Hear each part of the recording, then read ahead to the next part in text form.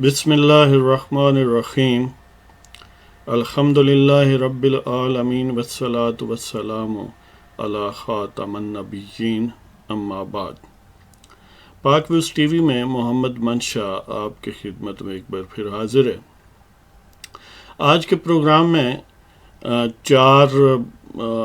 پانچ سیگمنٹ ہیں، جن میں سے 3 خبریں اور ان پر تبصرہ اور ایک لطیفہ اور ایک نظم میں غدار ہوں۔ تو شروع کرتے ہیں جی۔ پہلی خبر کہ 9 جولائی کو، جو کہ اب گزر چکی، فاطمہ جناح مادر ملت اور بانی پاکستان محمد علی جناح قائد اعظم رحمۃ اللہ علیہم، اب دونوں اللہ تعالیٰ انہیں غریق رحمت کرے، پاکستانی قوم کے محسن ہیں۔ تو فاطمہ جناح کی برسی تھی 9 جولائی کو، ڈیتھ اینیورسری، اور یہ 52ویں یعنی 52nd death anniversary of Fatima Jinnah.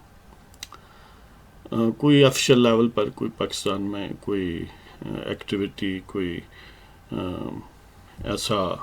Media کے حوالے سے ایٹ لیسٹ کوئی ریفلیکٹ نہیں بات ہوئی کہ بانیان پاکستان میں سے ایک عظیم ہستی کی ڈیتھ اینیورسری تھی یا کوئی ذکر ہوتا آفیشلی۔ اس کا شاید ایک تو سبب یہ ہو سکتا ہے کہ جنرل ایک لیکسٹی جو ہے، ایک لیزینس ہے، لیکن اس سے بھی زیادہ لگتا ہے کیونکہ محب وطنوں کی حکومت ہے، اور آپ کو پتہ ہے کہ فاطمہ جناح بھی غدار کلب میں شامل تھی۔ حضرت ایوب خان صاحب جو اپنے تئیں اپنے آپ کو فیلڈ مارشل بھی کہتے تھے، یعنی سیلف سٹائلڈ فیلڈ مارشل تھے اور سیلف سٹائلڈ ہی پریزیڈنٹ بھی تھے اصل میں، کہ زبردستی اپنے آپ کو امپوز کیا تھا پاکستان پر، تو انہوں نے سیکیورٹی رسک ان کی حکومت نے فاطمہ جناح کو قرار دیا تھا، یعنی غدار قرار دیا تھا۔ تو یہ اعزاز جن لوگوں نے پایا ہے ان میں یہ ہستیاں بھی شامل ہیں، اور جدید دور میں یعنی ریسنٹ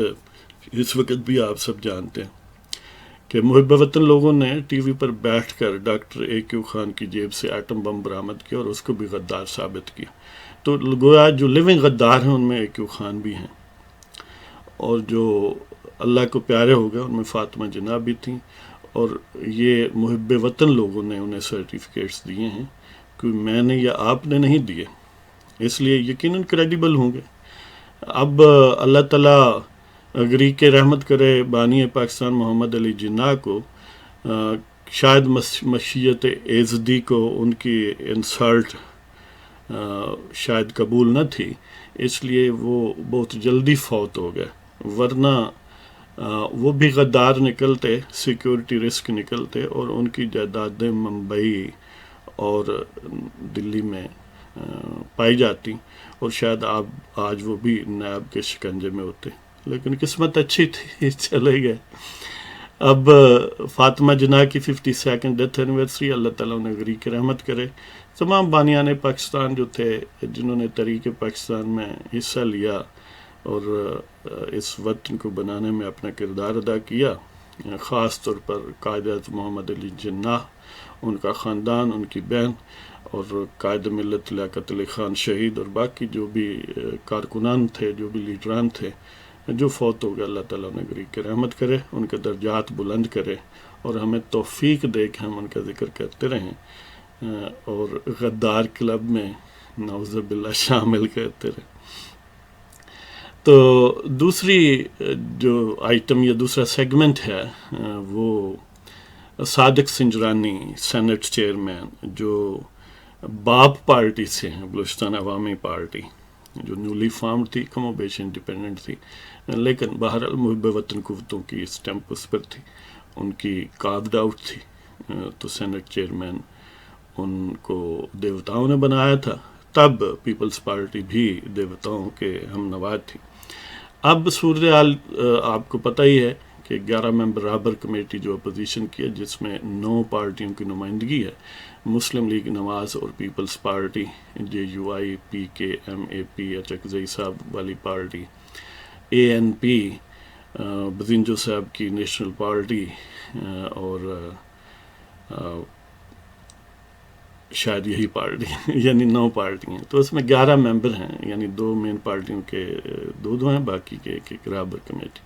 تو انہوں نے no confidence motion Sadiq Sanjrani کے خلاف لانچ کی ہے، موو کی ہے، سیکریٹری سینٹ کو دے دیا، اور یہ فرسٹ ایور ہوگا کہ سینٹ چیئرمین کے خلاف عدم اعتماد کا آنا اور پھر اس کا کامیاب ہو جانا ان کیس آف سکسیس. تو بہرحال صورتحال دلچسپ ہے. اپوزیشن کے پاس کم و بیش 65 ووٹس ہیں آؤٹ آف 103. ویسے تو ٹوٹل ممبرشپ جو ہے سینٹ آف پاکستان کی 104 ہے، لیکن ان میں سے کیونکہ اسحاق ڈار صاحب اویلیبل نہیں ہیں، تو 103 میں سے 65 اپوزیشن کے پاس ہیں، 36 P T I and allies کے پاس ہیں، یعنی حکومت کے پاس ہیں. 2 جو ہیں وہ بس حکومت کے پاس ہیں، لیکن وہ شو نہیں ہو سکتے. جماعت اسلامی باہر رہ کر اپوزیشن کو ویشیٹ کرے گی.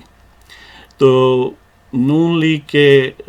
31 میں سے 30 اویلیبل ہوں گے، ظاہر ہے ایک اسحاق ڈار صاحب نہیں ہیں. پیپلز پارٹی کے 21 ہیں، نیشنل پارٹی یعنی حاصل بتنجو صاحب کی 5، جے یو آئی کے 4، پی کے ایم اے پی کے 4، اے این پی کا 1. تو یہ ٹوٹل 65 ووٹس ہیں. اور ریکوائرڈ جو ووٹس تھے سینٹ چیئرمین کے خلاف نو کانفیڈنس موو کرنے کے لیے، وہ 26 سگنیچرز چاہیے تھے، لیکن اپوزیشن نے ایز اے پریکاشن 38 سینیٹرز نے ان کی طرف سے سائن کیا ہے، اور ساتھ ہی ریکویزیشن بھی کیا ہے سینٹ کو. اس کی بھی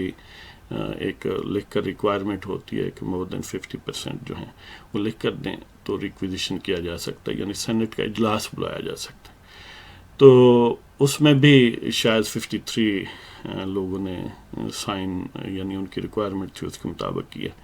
تو اب بہرحال یہ شو ڈاؤن ہے، اس میں بہت کچھ ایٹ سٹیک ہے. اگر اپوزیشن کامیاب ہو جاتی ہے تو that would boost up their morale, that would boost up their level of seriousness, کہ لوگ ان کو سنجیدگی سے لیں گے اور دیوتا بھی ان کو سنجیدگی سے لیں گے. اگر وہ ہار گئے اور دیوتا اینڈ کمپنی جیت گئے تو ظاہر اپوزیشن کے حالات مزید کمزور ہوں گے اور ان کی کوہیسونیس یا کوہیجن میں بھی فرق آ سکتا ہے. تو بہرحال دونوں طرف سے جو صف آرائی ہے وہ اب فائنل سٹیجز میں ہے. تو 11 جولائی کو رابر کمیٹی کی طرف سے نیا سینٹ چیئرمین کے لیے اپوزیشن کا امیدوار جو ہے اس کا نام منظر پر لایا جائے گا. یہ یعنی رابر کمیٹی نے ڈسکلوز کیا. تو دیکھتے ہیں کیا بنتا ہے. دلچسپ صورتحال ہے، آپ بھی دیکھیں ہم بھی دیکھتے ہیں. تو دوسرا بلکہ تیسرا سیگمنٹ ہے، احتساب عدالت نے مریم نواز شریف کو ان کی ویڈیو جو انہوں نے ریلیز کی ارشد ملک صاحب احتساب جج کے احتساب عدالت کے جج صاحب کی ویڈیو، جس میں وہ کنفیشنز کر رہے ہیں کہ وہ انڈر پریشر تھے اور ان کے ضمیر پر بوجھ ہے اور مینیپولیٹ کیا گیا ڈیسیژن وغیرہ وغیرہ. تو ان کے آفٹر میتھ میں جو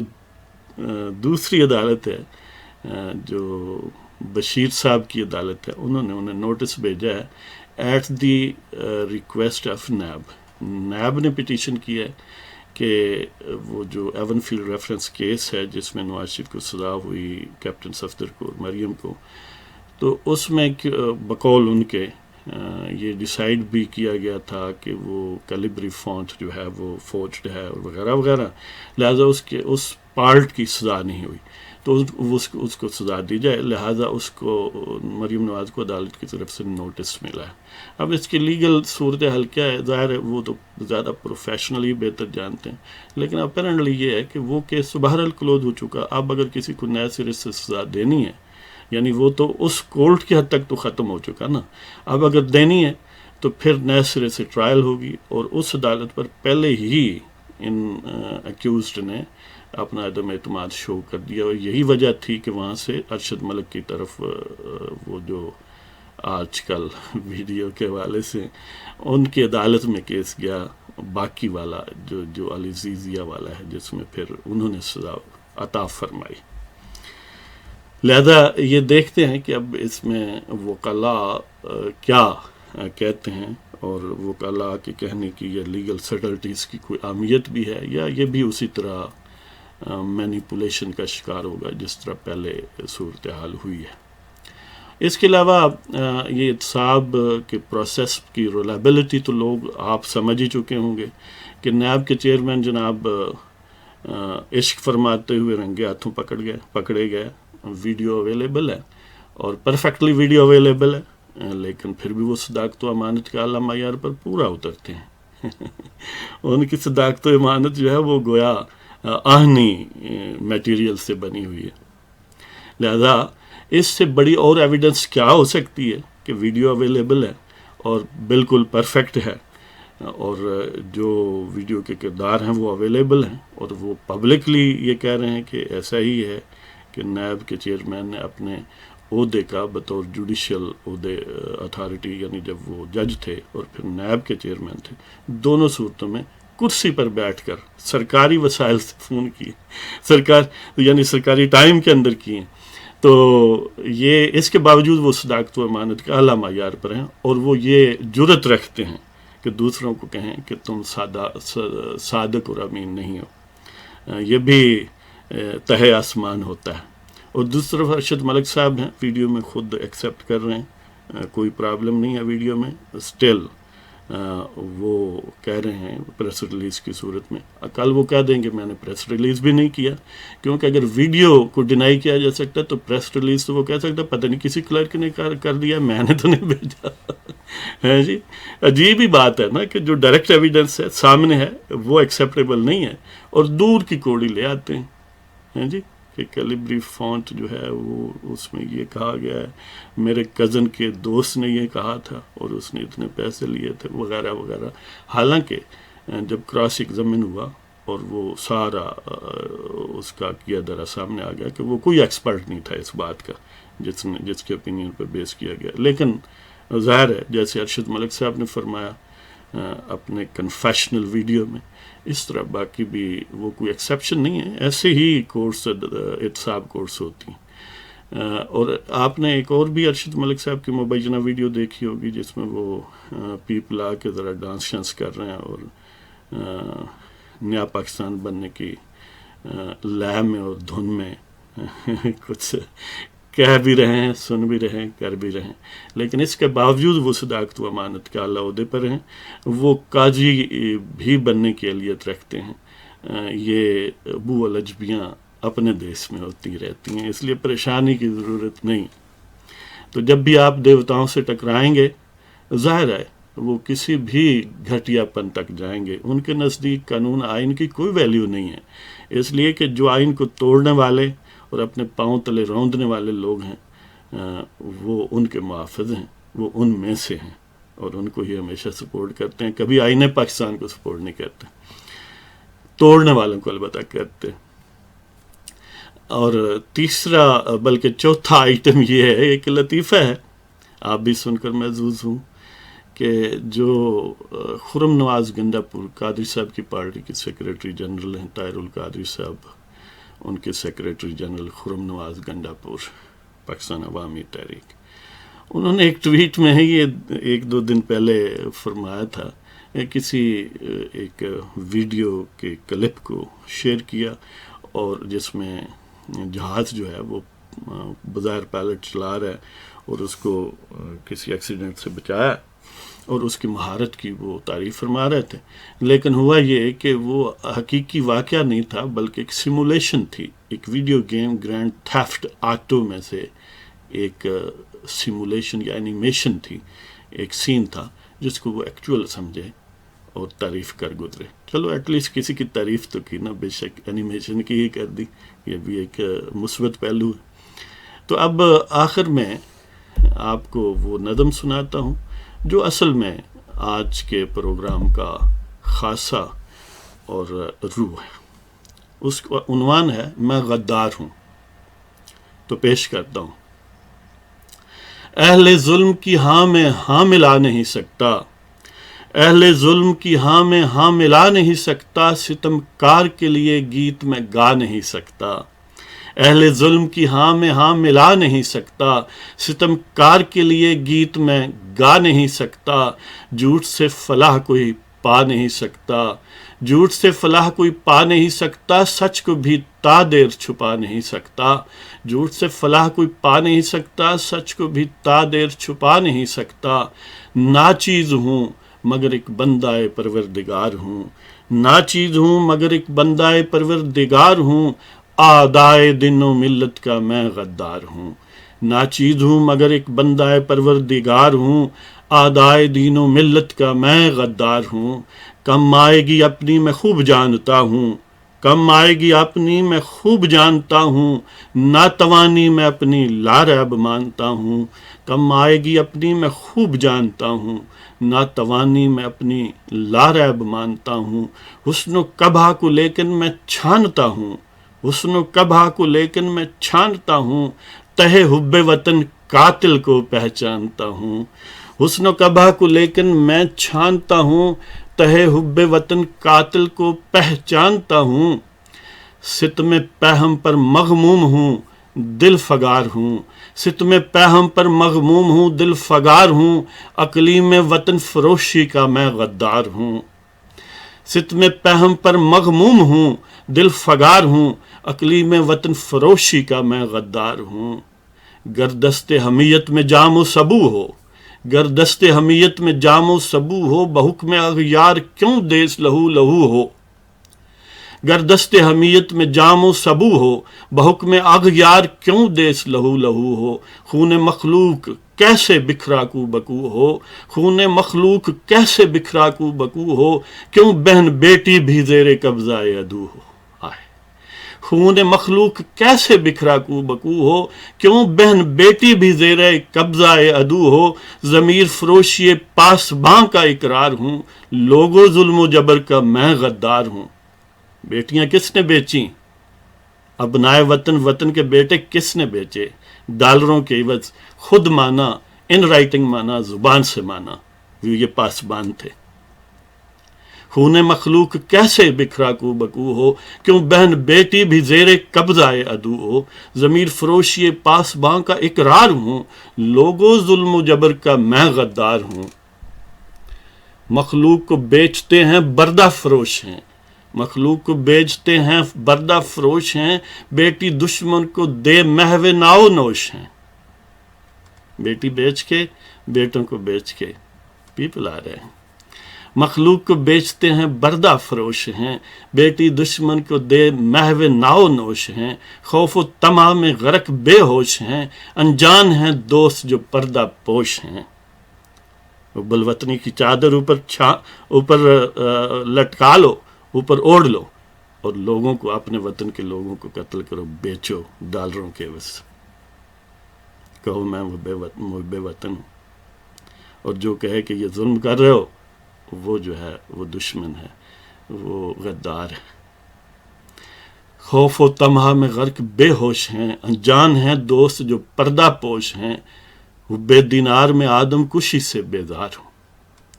حب دینار میں آدم کشی سے بیزار ہوں، دولت عصمت فروشی کا میں غدار ہوں،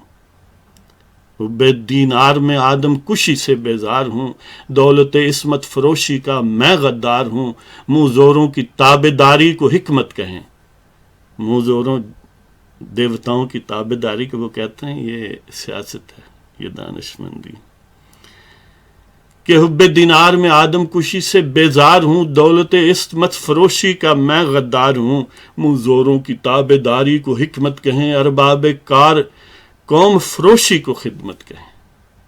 منہ زوروں کی تابع داری کو حکمت کہیں، ارباب کار قوم فروشی کو خدمت کہیں، تازہ خداؤں کی بندگی کو قسمت کہیں، کہتے ہیں کہ تازہ خداؤں کی بندگی کیا کرو، اصل خدا کو چھوڑ دو، تازہ خداؤں کی بندگی کو قسمت کہیں، بے حجابی و بے حیائی کو عصمت کہیں، تازہ خداؤں کی بندگی کو قسمت کہیں، بے حجابی و بے حیائی کو عصمت کہیں، اور کذب و دجل بھرے ابلاغ کا شکار ہوں، کذب و دجل بھرے ابلاغ کا شکار ہوں، سلطنت دروغ پرستی کا میں غدار ہوں،